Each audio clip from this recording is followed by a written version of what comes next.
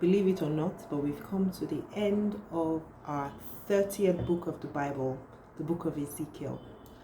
Like, time is just flying and things are just going so great. From my point of view, I don't know about you, but it feels so good to have gone this deep into getting to know God through His Word. And without further ado, I will share the lessons that I've learned from the final bit of Ezekiel. Now remember that this is still the challenging section, and I've had to do quite a bit of like research and just trying to figure out what I do believe. But here, let's go. So chapter 46 contained quite a number of symbolisms concerning the temple worship. So notice how, the prince had to enter from a specific gate, and a specific gate needed to be closed at a time and only open for people to enter during new moon festivals and things like that. And then also how the people were supposed to enter through one gate and not go out through the same gate that they came in through. And the reason for that was apparently a bit symbolic, because it meant that when you came into the temple to worship, you were changed, and so you go out. You can't go. I mean, it's just like a thing that's in local parlance here, where we say, "Oh God, don't let me return the same way I came."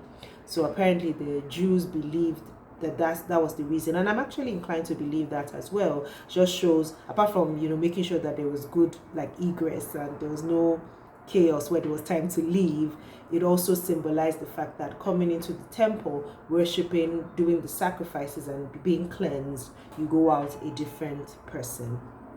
Now, the sacrificial demands, from what I read, appeared to be much more than required previously. And obviously I spoke about this yesterday. This is probably because people are being held to higher standards now, And the vision of the river from the temple was quite significant. So the water from that river flowed from the temple through the desert and into the Dead Sea. Now, obviously, the Dead Sea is called the Dead Sea because it's dead. It's 33% saltier than all the seas in the world, and it can't sustain life because of the sheer saltiness. And trust me, I've had that water sort of, let's say I kind of took a sip of it, and it was nasty, like salty up to the extent of like bitterness. It was like, it was really, really nasty. But this river would flow into the Dead Sea and make it alive again, and make it purify the water, and then even make it teem with all kinds of aquatic life. That was amazing. And this could be symbolic, but there are also scientific discoveries that say that this may be literal. So apparently they are finding some fish and things that are beginning to like live around the Dead Sea. Some people believe, there's no river flowing, so how come? Others believe that it might be a foreshadowing of the prophecy to come. But I think it's actually really interesting, and I'd like to see, that change if it ever happens. Now, God made some adjustments to the laws that He had previously given during Moses' times, and clearly He was holding the children of Israel to higher standards now. And He redistributed the land to the 12 tribes, and even gave the prince a law about the land to make sure that the land stayed within inheritance. So even if he gave it to someone like a slave, the slave had to give it back after the year of Jubilee. And just God was making sure, because remember that the leaders and the elders and the priests that started to oppress the people. This was pre-exile, and grabbing land and stuff. God was making sure that didn't happen anymore. Now, in the previous distribution of land, the Levites got nothing. But here, I said it before, the 12 tribes got land. So here the Levites were given land, and it's in 48:10 to 11, God allotted them a land in this new covenant. Even though from verse 40 we see that the land isn't in their inheritance, but it was land for them to live in, which was an improvement from what they had going on before. Now remember that I mentioned that this was the third temple. What if I told you that this third temple was never built? The second temple that was built by the Israelites was much smaller. It didn't meet this specification, so it was clearly not this temple. So most people ask, then, where is this temple?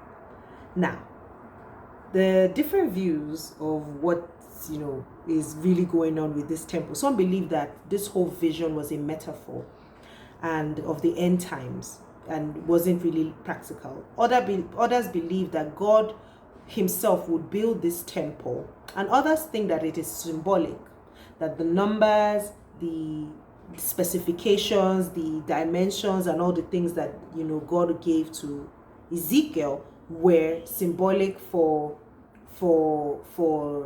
the end times, that it wasn't a blueprint, but it was actually a vision of hope for them to know that something was coming. I mean, depending on what vision or what views you hold, you might want to maybe do like I did a bit of research, and we still do some research, but I'm actually inclined to believe that it is more of an end time vision. I believe that it is symbolic, but it will also happen.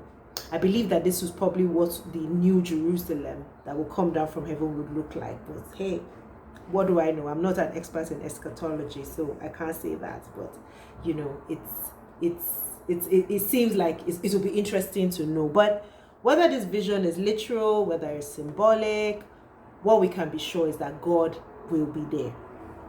And just like the last sentence in the book of Ezekiel that says, and the name of the city from that time on will be, the Lord is there. So that's my lesson today, that whatever situation, whatever comes out of it, literal, symbolic, God is there. God will be there.